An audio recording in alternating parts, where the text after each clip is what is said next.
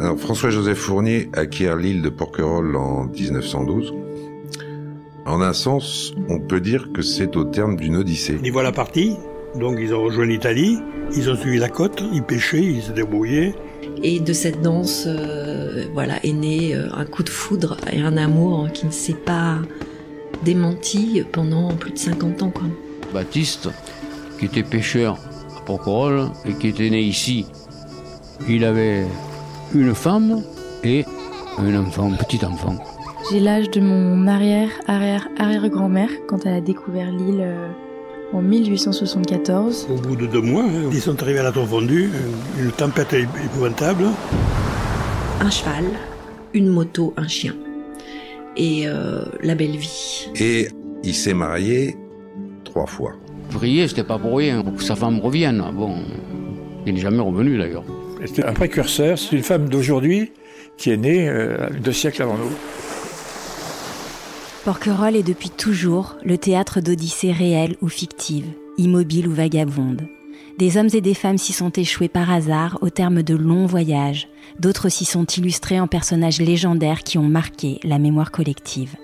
Faire revivre ces histoires et ces personnages, c'est ce que je vous propose dans cette série de 5 épisodes intitulée Murmure, mariage du son et de la photographie, réalisée pour l'exposition Le Songe d'Ulysse à la Villa Carmignac en collaboration avec le photographe Bernard Pess. Ces 5 portraits sonores vous racontent des odyssées porquerolaises, récits historiques ou souvenirs auxquels se mêle parfois l'imagination. Je vous propose de découvrir ces incroyables histoires dans cette série diffusée 1 fois par semaine pendant 1 mois et je ne peux que vous inviter à découvrir l'installation complète à la Villa Carmignac jusqu'à mi-octobre. 1874, dans les pas de Marie, 20 ans, avec Eric et Taha aussi. Je m'appelle Taha et ma famille vit à Porquerolles depuis 6 générations. J'ai l'âge de mon arrière-grand-mère quand elle a découvert l'île en 1874. Et c'est grand-papa qui m'a raconté l'incroyable histoire de cette femme totalement en avance sur son époque. Alors, ça commence par une aventure assez extraordinaire. C'est une jeune femme, une petite Suissesse, qui s'appelait Marie. Elle s'appelait pas Marie pour l'état civil, elle s'appelait Marie, elle. Elle avait trouvé que c'était plus agréable de se baptiser elle-même. Et à 18 ans, grande bourgeoise, parce que c'était la fille d'un milliardaire de l'époque suisse, qui s'appelait Schmitt, et qui a construit entre autres les 2 ponts majeurs de Genève, qui sont le pont du Mont Blanc et le pont de la Machine. Et donc cette jeune fille, à 18 ans, est partie à Istanbul, qui s'appelait Constantinople à cette époque-là. Il n'y avait pas encore de chemin de fer pour y aller, donc elle est passée par Marseille en bateau, pour une dizaine de jours, et elle est partie là-bas comme préceptrice des enfants du sultan. Les familles régnantes de l'Empire ottoman de l'époque venaient en Suisse assez souvent, comme beaucoup de têtes couronnées de tous les pays, de tous les coins. Ils avaient trouvé que c'était très bien pour leurs enfants d'avoir une gouvernante suisse, qui leur apprenait les bonnes manières, la façon de bien se tenir à l'européenne. Voilà. Alors cette jeune femme est venue en vacances après 2 années passées à Constantinople. Elle est venue sur la Côte d'Azur en été, alors que les gens de sa condition venaient en hiver. Hier, c'était un endroit où les gens venaient pas en été, ils venaient en hiver. Les Anglais, les Allemands, les Suisses venaient en hiver parce qu'il faisait bon, il faisait beau, il faisait agréable. En été, personne n'était là.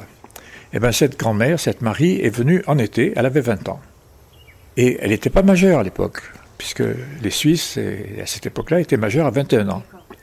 Donc elle est venue, et puis elle est venue à la Tour Fondue avec une calèche, avec 2 chevaux qui faisaient le service de la Tour Fondue.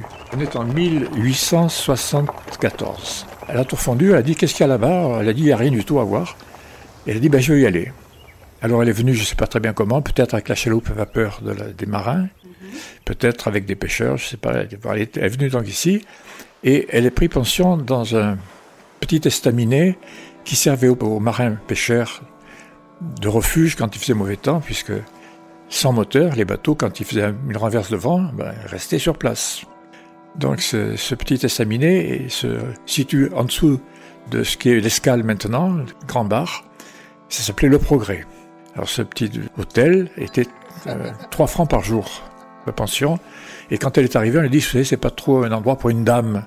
C'est une fille assez extraordinaire, Et alors, elle a passé un mois ici, et alors, comble du comble, elle allait se baigner dans la mer, et personne ne se baignait à cette époque-là.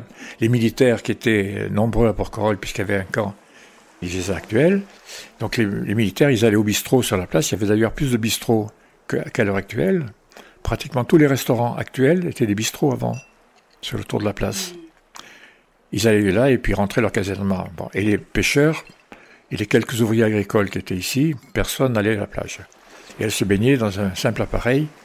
Cette arrière-grand-mère donc a dit à ma mère, qui c'était sa grand-mère, donc, lui a dit, écoute, voilà, je me baignais toute nue à la plage et personne n'est jamais venu me voir. Mais elle avait 20 ans. Elle était un précurseur, c'est une femme d'aujourd'hui qui est née 2 siècles avant nous.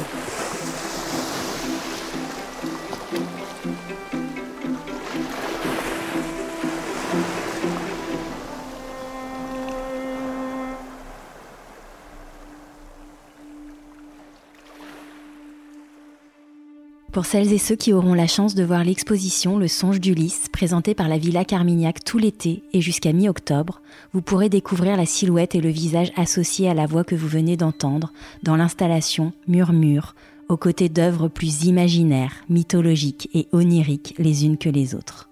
Les portraits sont également à découvrir sur les sites Instagram et Facebook de Fragile Porquerolles ou sur le site fragileporquerolles toutattaché.com. À très bientôt.